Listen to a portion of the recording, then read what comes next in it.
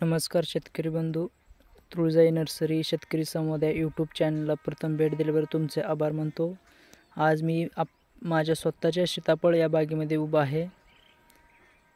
सीताफळामध्ये आपण घेतलेले आंतरपीक हे गहू आहे व पलीकडल्या साईडला निम्म ज्वारी आहे।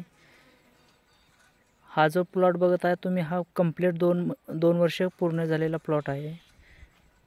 आपल्या ह्या प्लॉटमध्ये हे जे तुम्ही पूर्ण ब्रांचेस बघता, ह्या ब्रांचेस, ह्या प्लॉटमध्ये एकदाही आपण कातर लावलेली नाही। लागवड केल्यापासून कातर लावलेली नाही किंवा पानगळ केलेली नाही।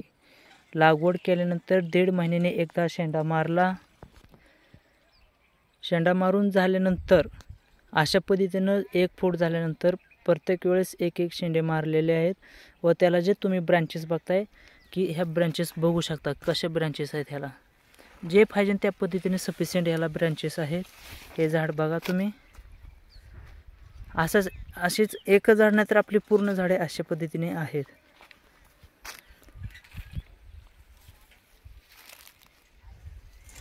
दिसतंय हे तुम्हाला पूर्ण, हे जे तुम्हाला दिसतंय वर गेलेलं हे काही धोक्याचं नाही, कारण आपण 2 वर्षानंतर जी छाटणी करणार आहे ते योग्य पद्धतीने आपली छाटणी होणार आहे। त्याच्यामुळे ह्याचा काही प्रॉब्लेम येणार नाही।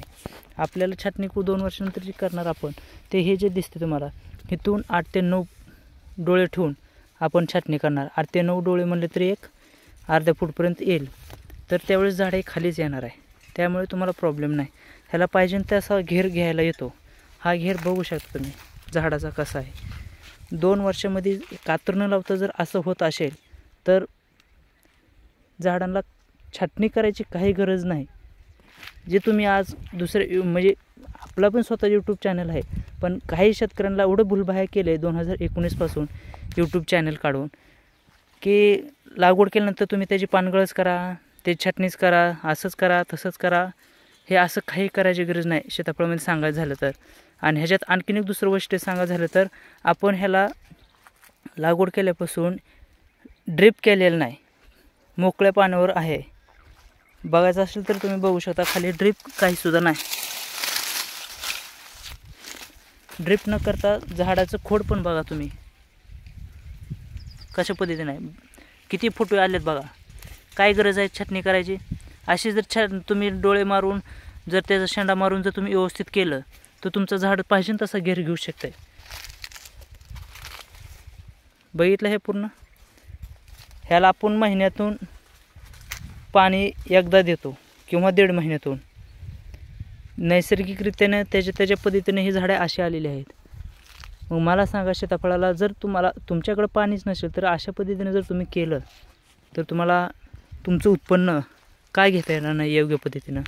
आणि अशाच पद्धतीने जर तुम्ही केलं तर तुम्ही यशस्वी होऊ शकता आणि कमी पाण्यामध्ये तुम्ही चांगलं उत्पन्न घेऊ शकता। अधिक माहितीचे संपर्क श्री तुळजाई take nursery, Barshikar, Sangola. Proprietor समाधान मुंडे, BSc Agri MBA, 820 822 1007। धन्यवाद।